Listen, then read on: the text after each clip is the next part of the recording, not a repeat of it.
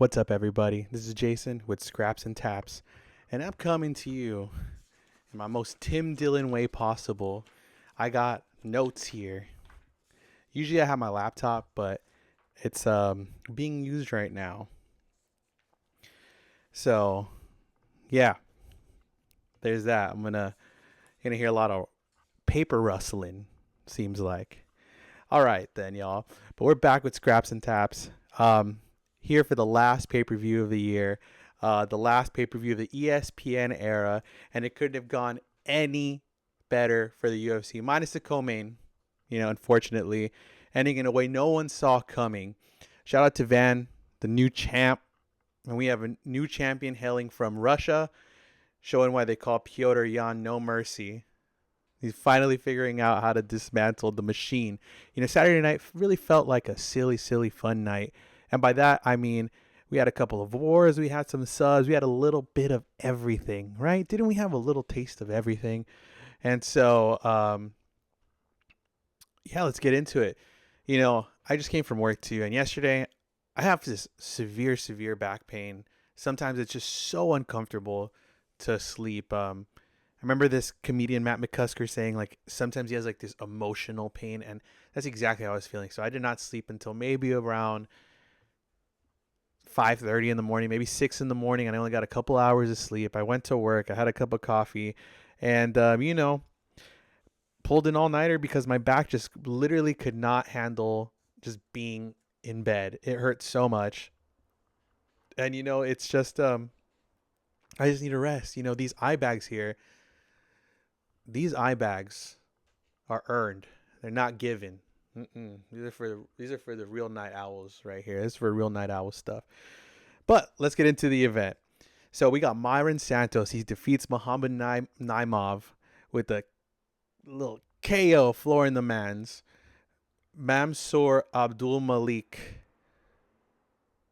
He subs the MMA poker pro Tricoli with an absolutely nasty standing guillotine off a botched takedown by Tricoli.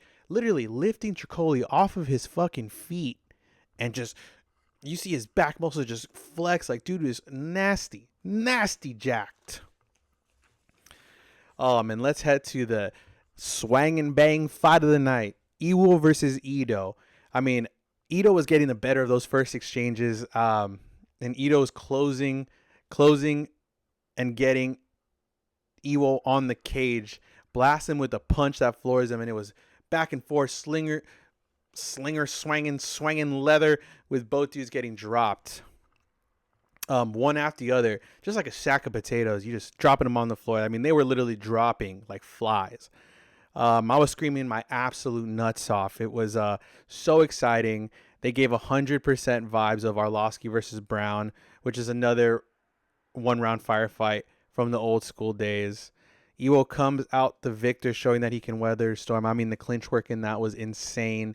Both guys fighting really deep in the pocket, knocking each other down. What a fight. I mean, that was for sure fight of the night. We get the legend, Edson Barbosa versus Jalen Turner. And you know me, I love when a legend can get the dub. But, Jalen striking, he's just too slick. He's too freaking slick, Jalen striking. And proving that Jalen is just should continue his run in the UFC. He's a young guy. He busted up Barboza with a nasty, and probably the most significant strike of that fight was a elbow, more like a hellbow, that hit Barboza right above the temple, pretty much ringing his bell, cutting him open.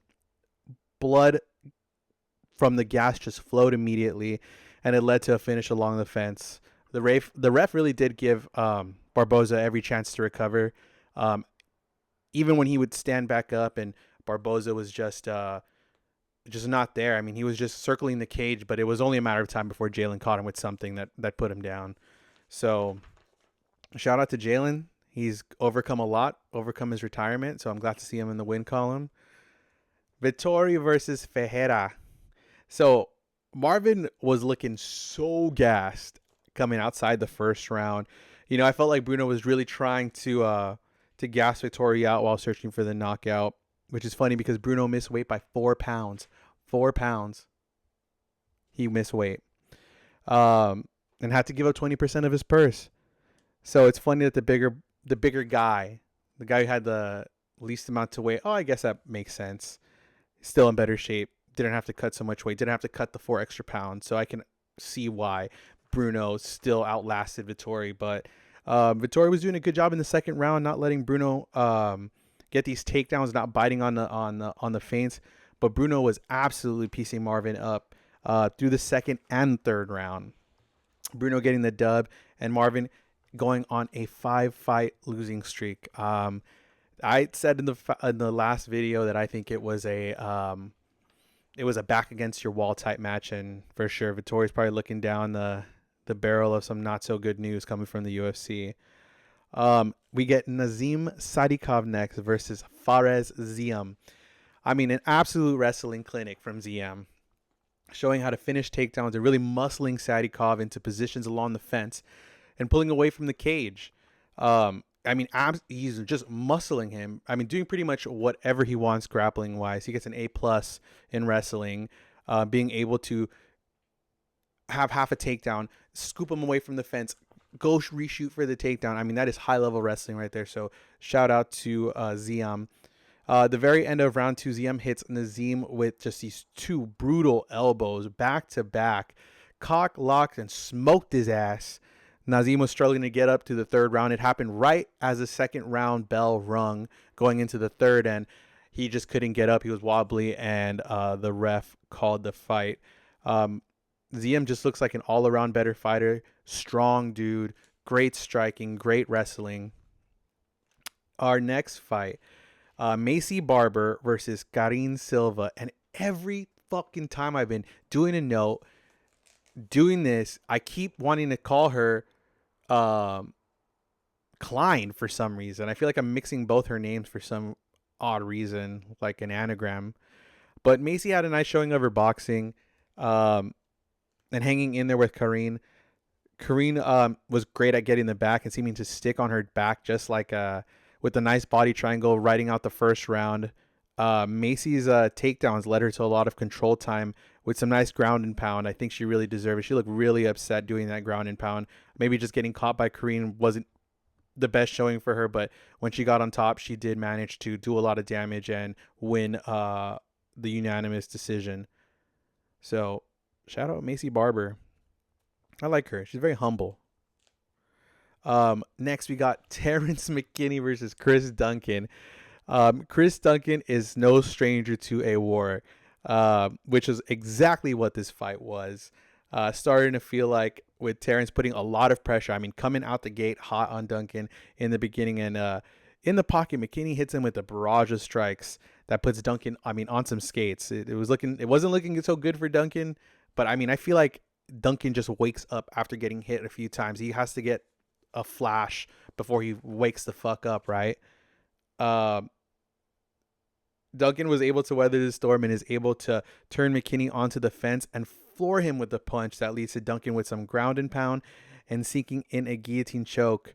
McKinney was looking good also, but McKinney's wild style leaves him open for some nasty counters, and that's exactly what Dawson did. So, I'm sorry, it's exactly what Duncan did.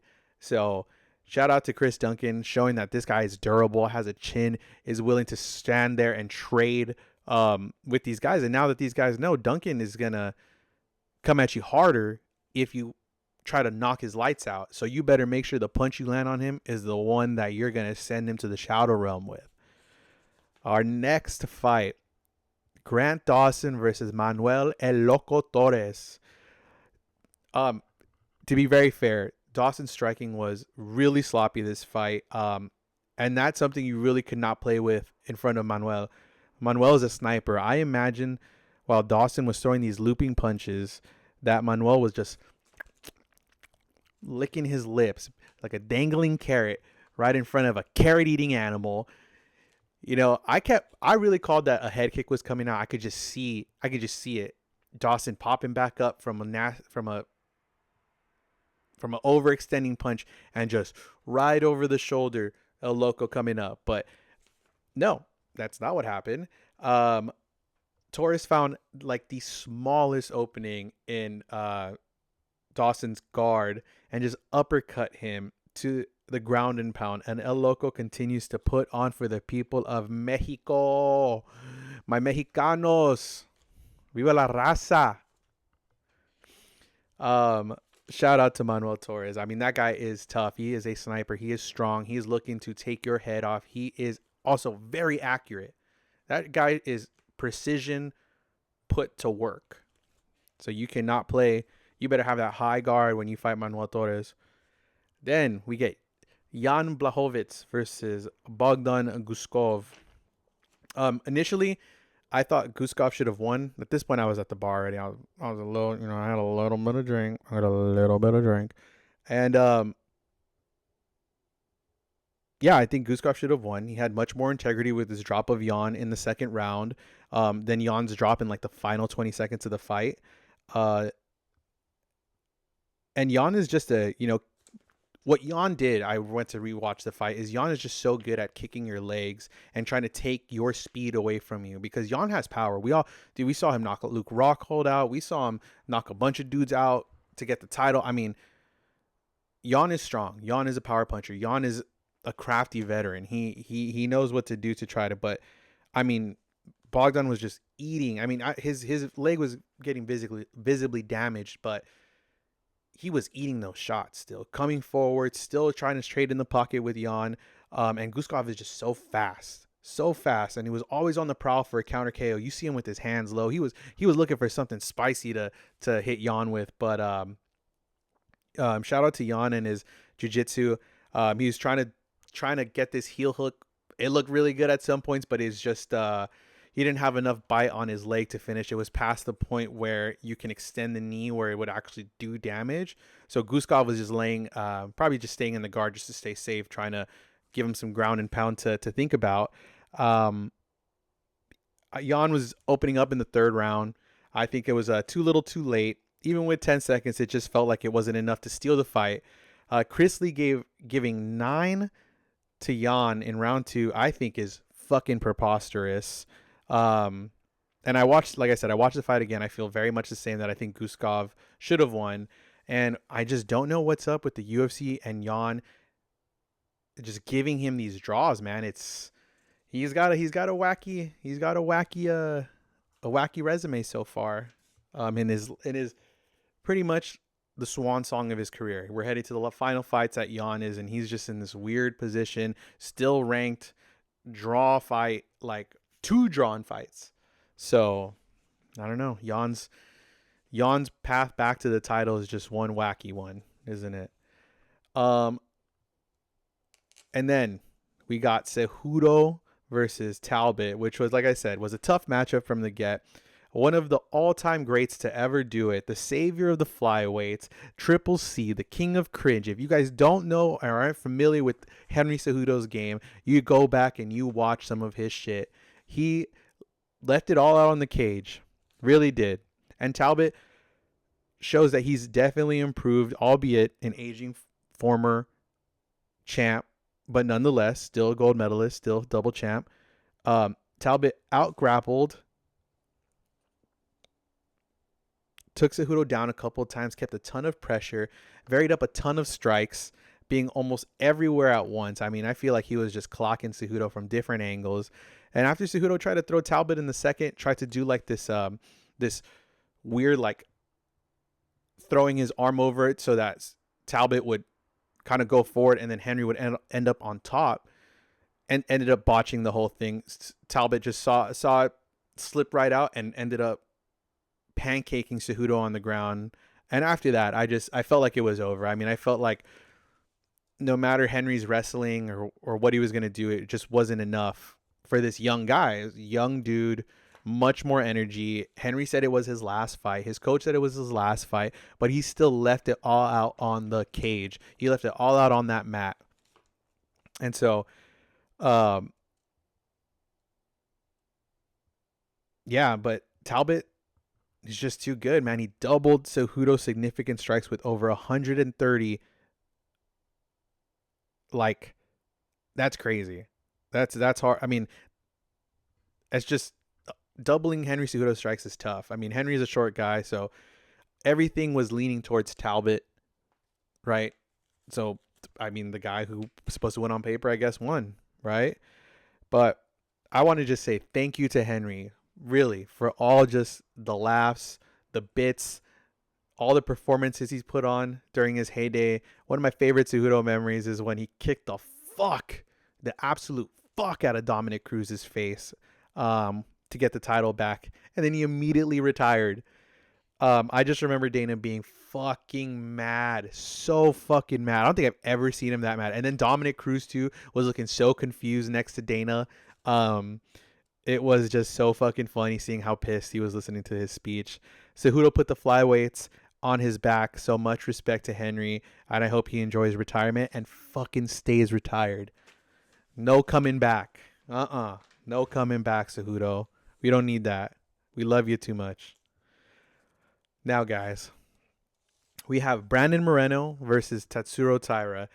I mean, Brandon was coming in hot with his jiu-jitsu. He was able to move into very advantageous positions like a snake. He was a snake. Getting into an offside triangle choke, kind of like towards the end of round one, kind of stood there. In the second round, we saw some striking from Moreno, and then back down to the ground where Taira does a nice inside trip to get on top. Man, the one guy I expected to do trips didn't do trips this fight. But I'm glad we got to see some really high-level wrestling with these trips. And Taira just gets on top where the ground and pound starts. And at this point, too, Moreno's being Saturday night ridden. If you guys don't know what a Saturday night ride is, that's when your opponent's legs are in between yours, kind of like wrapped up. So think of like I don't know, but it's like your legs are a little bit more extended up this way, and you can't move because you can't base up because you're basically the guy on top who's wrapping your legs is just sitting on your hips. After he gets absolutely ridden for the whole round, I mean, it was about maybe 15 unanswered shots where I don't think Henry. Sorry, I keep saying fucking Henry. Yes, 15 unanswered shots doesn't look good on anybody. It's the fact that I think Brandon's leg goes a little limp, but I think he's just trying to create some space so that Taira would ease up a little bit and he's able to explode. Now, Brandon's head getting punched, it wasn't like his head was being punched and he has no control over his muscles and his head just bobbing, off the mat, off the punch. So I don't know. And I know Moreno's tough. We all know Moreno's tough. He's been in some wars, but I think Mark Smith, the referee, should have gave him a little bit more chance to work. I don't know, even with like the no head movement, it's tough. I mean, but Brandon was eating them for sure. And it didn't look like he was out. And like I said, those punches weren't bobbling his head. What I get, when I think of that, I think of when Anthony Johnson, or I don't know if it was Anthony Johnson or DC, but was punching Gustafsson off side control, and his head was just like a pendulum going up, and then no, you can tell there was just no activation in his muscle, so his head would just plop back, and then he'd punch him again, and he'd plop back up, and it was just nasty. And that's what I think of where you should stop the fight. I don't think he can fight back, Mike. I think he's out of it. Rumble looking to finish. He's just looking to recover, but he's in big trouble here. Big shots Rumble by Anthony Johnson. Oh, that was I don't know, but it's a tough call. I think he just should have stayed more active or tried to explode a little sooner, but it's a tough call. Taira gets the win with the possibility at a title shot with the new champ. And I think definitely Tatsuro Taira is probably the biggest winner of the night in terms of what his future may look like in the division, just because of how our next fight went. So, yeah, Van versus Pantoja, co-main event of the night. Dude, I really wanted a war. I think everybody wanted a fucking war so fucking bad. I would have sold my sweet loving black cat to have this war. I would have sold your animal to have this war. But guys, I've said it before and I'm going to say it again. Day fucking 1, they teach you not to post your arm off a takedown, or try not to, because what happens is exactly what happened on Saturday night. Absolutely tore his elbow up. I mean, honestly, they didn't have to show the dislocation also like fucking 1,000 times. We get it. Fucking Pantoja's arm looks floppy mess, right? Oh, it was disgusting. They showed it so many times, and it's 100% the elbow. I don't understand where his team is saying a shoulder. It's just so weird to say that it was a shoulder injury, which, you know, sometimes I look in the mirror and I look at my shoulder and I go, is that my elbow? Said nobody ever. Like, what the fuck, man? Everybody just saw it 13 times on the fucking thing. How can you say it's a shoulder? I don't know. That one was just like really, really weird. After we just watched his elbow implode on itself. Like, what the fuck? I also didn't like Van celebrating that much. Obviously off of freak injury win. But, you know, I can understand Van's life has changed. His family's life has changed. He put Myanmar on his back, and now you have your first champ from Myanmar. His family's life, I just spit everywhere. His family's life. So I can be happy for him. You know, son of immigrants. I can always get up behind a hard worker. And you know what? I think Van's story is one where hard work met opportunity, and Van is the X factor in that. The way he carries himself, the way he talks about his family, the way he talks about the way he talks about his opponents, right? Sure, the celebration's weird, but leading up to the fight, he was calling Pantoja the GOAT, the greatest of all time, giving him his props. You know, Pantoja's been through a lot, done a lot of wars. I think he was one of the undersung champions of his time, and for Van to give him his props and his flowers and to say he can get the immediate rematch, that says a lot. So I remember when like I said, I was a little sauced up at the bar. So I was a little upsetty spaghetti when I heard that, all that gyrating, all that celebrating, you know. So yeah, congratulations to Van. I hope they run it back. I hope we get the war that we were supposed to get today, in a few months. And you know what? If Pantoja's out for a long time, which I hope not, because I hope it's just a dislocated elbow, you know, the division might look a little different, you know. And let's get to our main event of Saturday night.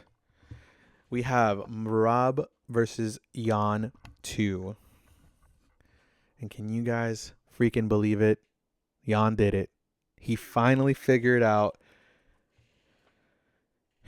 The information was downloaded, and Jan was able to dismantle the machine, showing absolutely no mercy in dismantling the machine. Jan's jab was just so crisp, finding Merab at the end of them. Merab was trying to just out-volume Jan, but Jan was throwing just absolute heat. And the damage was just so significant. And you can definitely tell there was a difference in urgency between Jan and Merab. I feel like Merab was there to break Jan with just the volume, the amount of takedowns, and Jan was there to punish Merab, right? That's what it seemed like. There was some times where the jab, Jan would step in or with the cross and just, I mean, you've seen Merab's face at the end of the fight. It is a bloody mess by the end of the 5th round. Splitting cuts across the nose and slicing his face open like he just fought Freddy Krueger face first. And we always talk takedowns at Merab. He shot officially 29 times and only landed 2 takedowns, which is relentless energy. But the zap on that must be crazy. And one of those 2 takedowns was an over-the-shoulder carry to dump that was towards the end of the fight. Looked cool, but definitely not enough to to sway the judges into Merab's favor. On this night, Jan's striking was just on point. Beautiful combos, great high guard, but the absolute star of the show was the body kick that Jan landed. That got a huge reaction from Merab. I mean, flush on his ribs. I thought his rib may have possibly been broken. But just a huge wincing pain. Merab even put his arms down to like block it, so he wouldn't get any further damage. But I mean, even later on in the fight, Jan was just ripping to the body. I mean, he knew that he had damaged Merab. And credit to Merab. I mean, a world beater up to the point. You cannot discredit his reign as champ and how active he was, and probably still going to be. Even when the fight wasn't going Merab's way, he still showed a lot of heart in trying to disrupt Jan's momentum. But on this night, no mercy. Russia, you have a new champ. And Jan is just a gangster, man. I mean, to think when Jan comes back to defend, we're going to have another high-level boxing match. I mean, Jan's boxing is crisp. His Muay Thai is crisp. His kicks are crisp. His skill is insane. And to say you just beat Merab Dvalishvili when he had your number at first is a big feather in the cap. So I'm ready to see Jan defend fucking immediately. His damage wasn't even too bad. It was more just seemed like bruising, a lot of redness on the face, not like a Merab. But yeah, that was UFC 323 in the books, the last pay-per-view of the ESPN era. During the broadcast, we got some news on UFC 325, which is being headlined by Volkanovski versus Lopez 2 in Sydney, Australia. Getting probably the majority of the UFC 325 card with some updated fights. In the second show of the Paramount era, announced Dan the Hangman Hooker coming back off a loss to Arman Sarukian. Fucking nasty loss. His face looked pretty mess up. He's going to fight Benoit Saint-Denis, coming off the stellar knockout of Mr. Beneil Dariush. That's going to be a fun fight. That is going to be a very fun fight. Man, that's tough. We get Rafael Fiziev versus Mauricio Hufi. I mean, guys, we're going to get a glitch in the matrix here. These guys, I can imagine just getting into a capoeira fest, and these guys throwing everything in their spinning arsenal. I mean, these two guys, they love to strike. They're going to kick each other. They're going to see things coming from a mile away. I mean, this is a very, very high-level strikers fight. And also announced, getting their names back in the heavyweight division, we get the return of fan favorite Tai Tuivasa. You know the shoey's coming. And Talashin Teixeira, both coming off a loss. And right now, heavyweight is just a thin division. There's not a lot going on. So one good knockout can get you right out the door of a title shot, I believe. Talashin Teixeira, too, is a big guy, a big up-and-comer that they're up in the heavyweight division. So Tai Tuivasa is a good name to get a win off of. And, Tai being able to derail a prospect in Talashin should be really good on his resume. So let's see how it goes. I mean, the big boys, you never know what's going to happen, right? We get the return of Junior Tafa versus Billy Elikana, Jimmy Crute versus Dustin Jacoby, Cam Raston versus Cody Brundage, and Jacob Malkoon versus Torres Finney. We come from a land down under. Oh, you better. Yeah, too, coming out of this weekend, this is the wackadoo news of the day. Some iPhone footage ended up coming out of showing the aftermath of some sort of altercation between former champs Joanna Jędrzejczyk and Jamal Sweet Dreams Hill.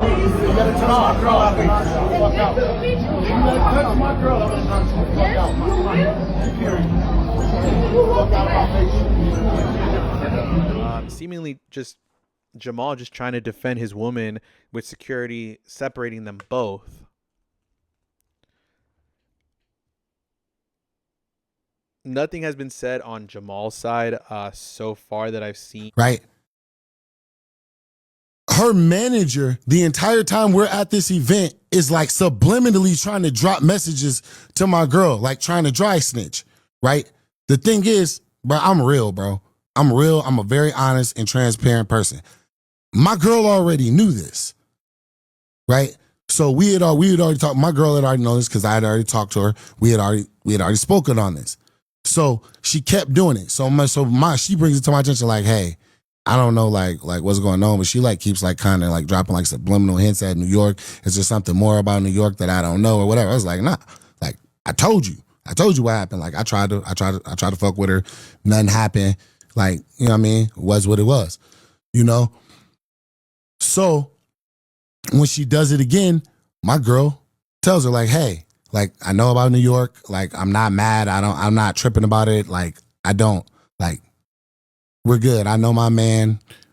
I understand how we're good, right? So their manager then takes this and like because now she can't like drive a wedge or get the reaction she wanted or whatever.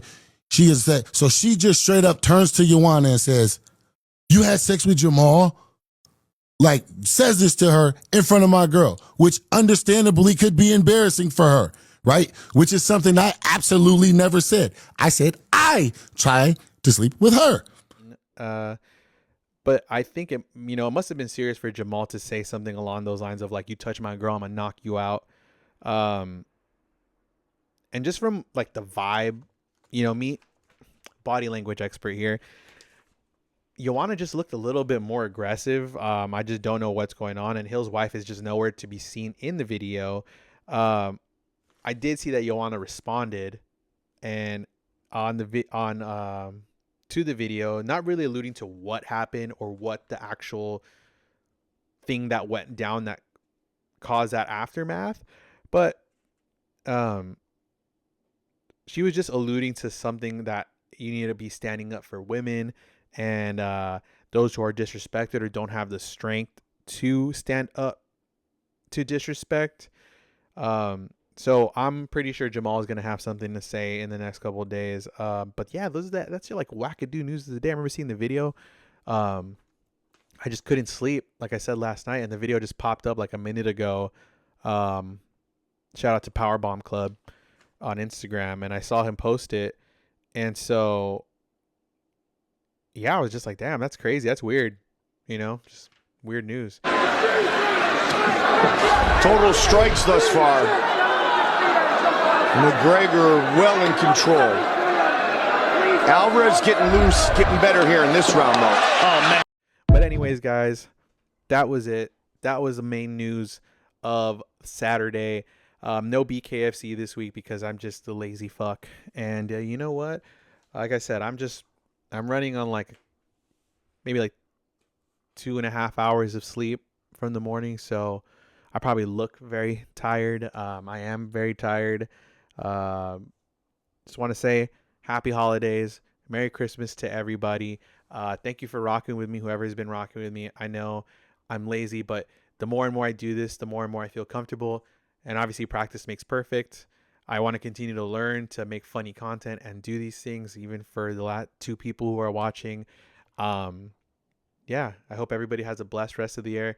I'll probably try to make another one maybe next week or preview Royval Cap or react to Royval Cap, and then just have like a fun conversation or something. But anyways, this is Jason with Scraps and Taps. You guys have a wonderful rest of your week.